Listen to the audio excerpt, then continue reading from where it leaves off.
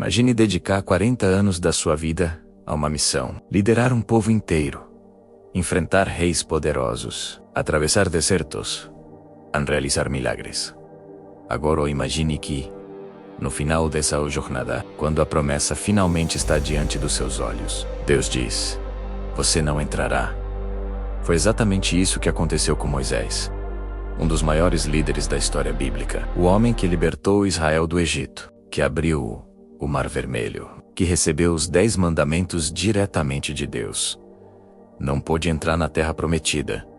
Mas por quê? O que Moisés fez de tão grave para receber uma punição aparentemente tão dura? A resposta está em um dos momentos mais misteriosos da Bíblia. O episódio das águas de Meribá, e o que aconteceu ali revela lições profundas sobre fé, liderança e obediência. O nome de Moisés ecoa através da história. Ele foi o homem escolhido por Deus para enfrentar o faraó do Egito e libertar os israelitas da escravidão. Foi através dele que Deus realizou sinais extraordinários: as 10 pragas no Egito, a abertura do Mar Vermelho, o maná que caía do céu, a coluna de fogo e de nuvem que guiava o povo no deserto. Moisés não era apenas um líder político, ele era profeta, mediador e legislador. A Bíblia diz que Moisés falava com Deus face a face. Nenhum outro profeta teve uma intimidade tão profunda com o Criador. Mas liderar Israel não era uma tarefa fácil. O povo que ele conduzia era teimoso, rebelde e constantemente murmurador. Durante 40 anos, Moisés suportou reclamações, revoltas e crises. E toda essa pressão foi acumulando peso sobre sua vida. Imagine liderar milhões de pessoas em um deserto, sem cidades, sem agricultura, sem estabilidade. Todos dependiam de Moisés. Cada problema, cada crise, cada reclamação era trazida até ele. O povo reclamava da falta de comida, depois reclamava da falta de água, depois reclamava do maná. Em vários momentos, chegaram até a desejar voltar para a escravidão no Egito. A pressão sobre Moisés era enorme. Ele precisava interceder constantemente diante de Deus pelo povo. Em uma ocasião, Deus chegou a dizer que destruiria Israel. E foi Moisés quem implorou pela misericórdia divina. 40 anos de liderança, 40 anos de desgaste emocional, espiritual e físico. Até que um dia, a situação chegou ao limite. Israel estava acampado em Cádiz, no deserto de Zim. Mais uma vez, a água havia acabado, e mais uma vez o povo começou a reclamar. Eles disseram: por que nos trouxeste para este deserto para morrermos aqui? A multidão estava furiosa. Moisés e Arão foram até a tenda da congregação e buscaram a orientação de Deus. Então Deus deu uma instrução clara: fale a rocha, e dela sairá água. A ordem era simples: falar somente isso. Mas quando Moisés reuniu o povo diante da rocha, algo havia mudado. Cansado de décadas de murmuração, ele explodiu.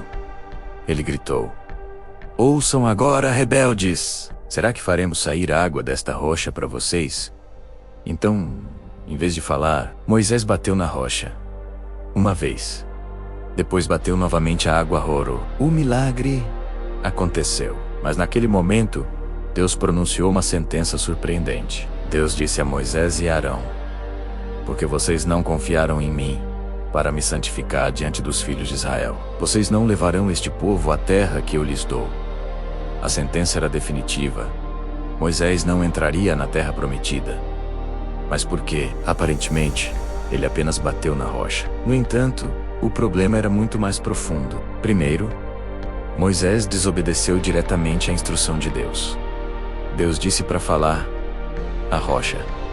Ele bateu. Segundo, ele pareceu assumir para si a glória do milagre. Quando disse: faremos sair água desta rocha, isso desviou o foco de Deus para si mesmo. E terceiro, como líder espiritual de Israel, Moisés tinha uma responsabilidade enorme. Seu comportamento representava o próprio caráter de Deus diante do povo. Ao agir com ira e desobediência, ele falhou em santificar o nome de Deus diante da nação. Anos depois, Quando Israel finalmente chegou perto da Terra Prometida, Deus deu uma última ordem a Moisés. Ele deveria subir ao Monte Nebo.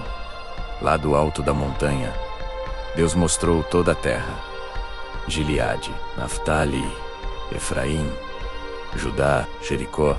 Era a terra prometida a Abraão, a terra que Moisés havia passado décadas tentando alcançar. Ele pôde ver a promessa, mas não entrar nela. Ali, no alto da montanha, Moisés morreu aos 120 anos. A Bíblia diz algo impressionante. Sua visão ainda estava clara, seu vigor não havia diminuído, e o próprio Deus cuidou de seu sepultamento. A história de Moisés nos ensina algo profundo. Mesmo os maiores líderes podem falhar.